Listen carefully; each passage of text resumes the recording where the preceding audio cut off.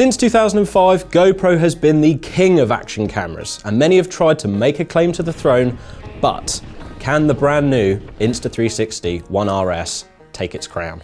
In this video, I'm going to put it head to head with the GoPro Hero 10, testing its robustness, usability, quality of image, and ultimately finding out which is the best camera for your trail shredding needs. I'm hoping to be able to test both cameras long term, but for now, these are my initial thoughts. If you'd like to see more of this style of video, then why not subscribe to our lovely channel? First off, price and extras. What are we getting in each box and which is better for the money? Let's start off with the Insta360 ONE RS. Now, the best thing about this camera is the fact that it is modular, meaning you have the ability to swap lenses, batteries, and camera bodies quickly and easily. These are the individual components that make up the ONE RS. You have the battery, you have the camera body, which is the brains of the operation, if you will, and then you have the lens, of which we have two. This is the Twin Edition Get Set box we have, and in the box you get one core camera body, one battery, and two lenses, a 4K boost lens and a 360 lens, as well as a 64GB micro SD card and a pretty robust selfie stick. The 360 lens has a huge wide-angle lens on each side that allows for a full 360-degree recording option. Keep watching to hear more about this later. You can buy the Twin Edition as a standalone kit for £499.99, which is what we have here, minus the selfie stick and the micro SD card. As this is a modular system, you can buy the camera with just the 4K boost lens at a price of £299.99. To further complicate things, there is also a 1-inch edition for £499.99, which comes with the widest non-360 degree lens available from Insta360, which was also developed with Leica. You can also buy this lens on its own for a rather lofty £279.99. But this edition we have here is the best value for money. On to the GoPro. Such a loud noise. With the standard GoPro Hero 10 package, you get the camera itself with its battery, a 32GB micro SD card, a charging cable, a few sticky mounts, and extra gubbins like thumb screws. The price for all this is £529.98, so actually pretty much the same as the Twin Edition ONE RS Get Set kit that we have here. It is worth noting though that the price of the standard GoPro Hero 10 package drops significantly to just £329.98 with a 1-year GoPro subscription. But watch out for the auto renew, or you could be stung with another £49.99 for the following year. There's also an accessory bundle option for the GoPro that you can get for a little more at £649.94 or £379.98 again with the 1-year subscription. In the bundle box, you get the same as before, but with one spare battery, a tripod/selfie stick, and a magnetic clip mount, and a very nice camera case. So I think points have to be given to the GoPro here, as with that 1-year subscription, you can save yourself a fair chunk of money, as long as you remember to cancel that auto renewal for the following year. On to the user interaction and functionality of these two cameras. Immediately, the ONE RS stands out to me due to its 360 lens and modular design, albeit with a few drawbacks that I'll go into a little bit later. First off, that modular design makes it very easy to cram into tightly packed kit bags or frame bags or jersey pockets. But mostly, I just love the way it all fits together. Overall, it feels very robust and it feels just really fun to work with, which is what I like when using a new camera. So I guess deep down, I'm still that 5-year-old kid who wants to play with his Legos. An added bonus is that the modular components between the older R model and the new RS are interchangeable too.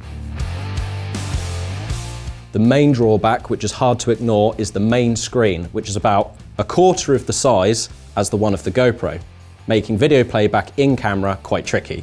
So watching footage via the app is recommended. The touchscreen, however, is pretty good, and I found it had a similar responsiveness to the GoPro Hero 10. GoPro does also let you review your footage in the app too. However, it's much quicker and easier on the back of a screen. So I think it's all points to the GoPro here for this one. Both the new Hero 10 and the older Hero 9 have been able to take extra lenses, like the Max mod, which increases field of view by 155 degrees and brings horizon leveling up to a full 360 degrees in super view mode. However, you would need to purchase this for an extra £89.99. They do also have an option for their own 360 camera, which is known as the GoPro Max. And while this camera has a lot of love out there, it's also suffered many complaints about its resolution and soft image. Plus, this isn't another add-on. You would have to embark in purchasing another whole video camera for the 360 video.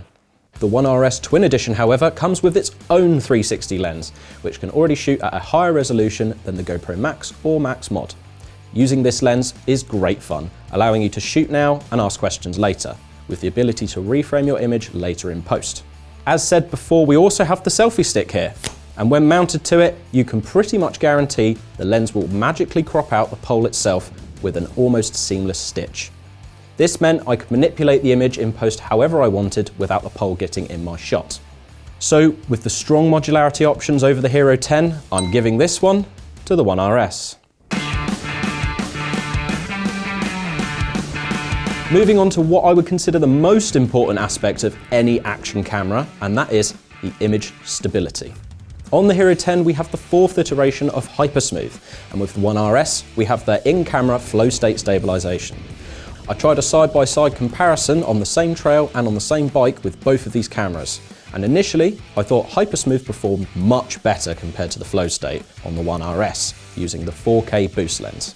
That is, however, until I realized I had the stability on the One RS set to standard and not high. After correcting this mistake, the two are fairly well matched in terms of the stability, although GoPro's Hypersmooth does remain ever so slightly smoother overall. But before I hand points over to GoPro for its in-camera stabilization, I do have to mention that when filming on the 360 lens for the One RS, the stability is almost unbeatable. Also, now is a good time to point out that in the Insta360 app, you can toggle horizon lock on or off on any of your previously captured shots with any lens.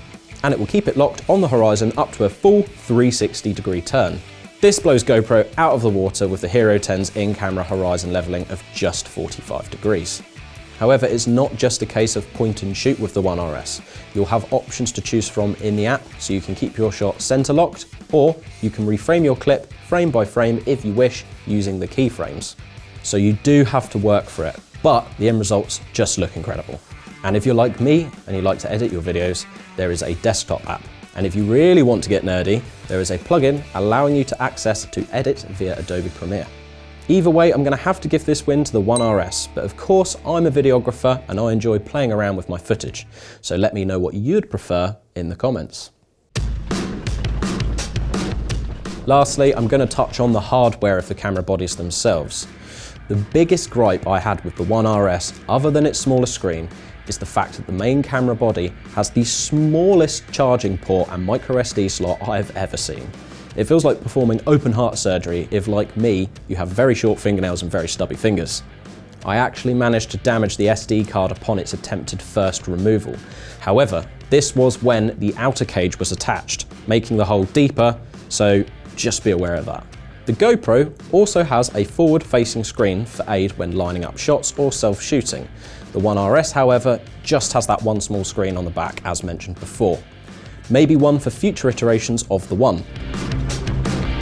The GoPro also has an inbuilt mount that folds away at the bottom, whereas the One RS comes with a removable outer shell with the same mount on the bottom.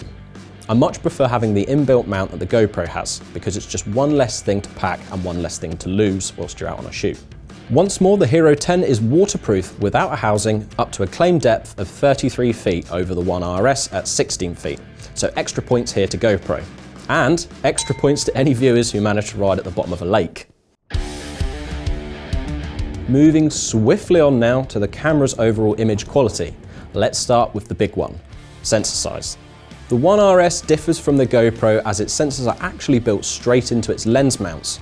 Its 4K boost lens, which is the most comparable lens to the GoPro Hero 10, is a 1x2 inch and 48 megapixel sensor, while the Hero 10 has a slightly larger sensor at 1x2.3 inches. but just 23.6 megapixels. Now, in some cases, a larger sensor with fewer megapixels can be considered better at shooting in low light, due to the fact that each megapixel would be slightly larger and receive more light individually. However, I was surprised to see that this simply wasn't the case in this instance, and the One RS won hands down with the sharpest, cleanest image in both low light and good light conditions. Generally, this was the consensus when I went out testing, but I did find that the GoPro footage to me looked a little bit more natural, but that's just my opinion. But that might be because I'm just not quite used to the pin sharpness of the One RS just yet. Now, let's talk about the frame rates versus resolution of each camera.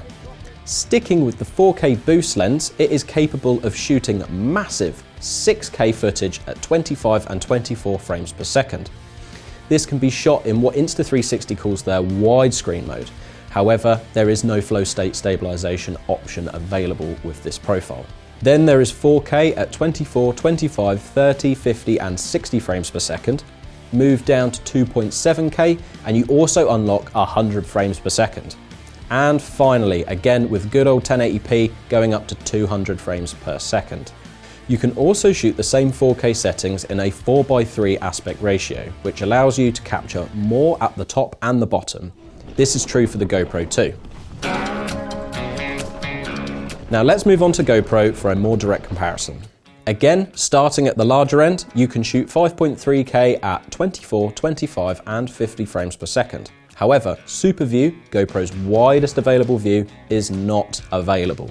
You can also shoot in 4K at 24, 25 and 50 frames per second in Super View and at 100 frames per second in the wide angle lens mode. At 2.7K, you can shoot up to a whopping 200 frames per second, but again, losing the option for Super View. And if media space is still at a premium, good old 1080p is still on hand with all of the higher frame rates available. So the winner for this round is the GoPro Hero 10 for having more frame rates on offer for higher quality resolutions, despite not reaching the 6K level of the One RS. Although frame rates might not be super important to you, so let me know in the comments what you think. So, who's going to take the top spot? Well, it's actually a very tricky decision to make. I actually found my opinion changed many times over the course of my short-term testing. Overall, I have to say that the Insta360 ONE RS is a very fun camera to work with, and it has some pretty cool features between its components. While the GoPro, however, offers simplicity in terms of usability and more advanced frame rates versus the resolution settings. Sure, you can't shoot 360 degrees like the One RS, but sometimes all we want in life is a reliable workhorse of a camera that will do exactly what we expect of it. But even though the GoPro have received more wins overall in this video, I personally think the One RS has it in the bag. Most of all because I really enjoyed using the 360 lens, and I thought for me at least this would be a bit more of a novelty, but after using it, I couldn't imagine using anything better. At least until Insta360 brings out the next one, I guess. I have to give a hand to the Insta360 Studio 2. It was very intuitive and made the editing process much more enjoyable with a multitude of options available. But that's just my opinion. You might already have one or both of these cameras, so if you think I missed anything out, then do let me know in the comments, as there's a lot to cover. Also, if you just want me to shut up about cameras and start talking about bikes, then also let me know in the comments. And as always, if you enjoyed this video, then do not forget to like, subscribe and click that little bell icon so you get a notification every time we upload a new video.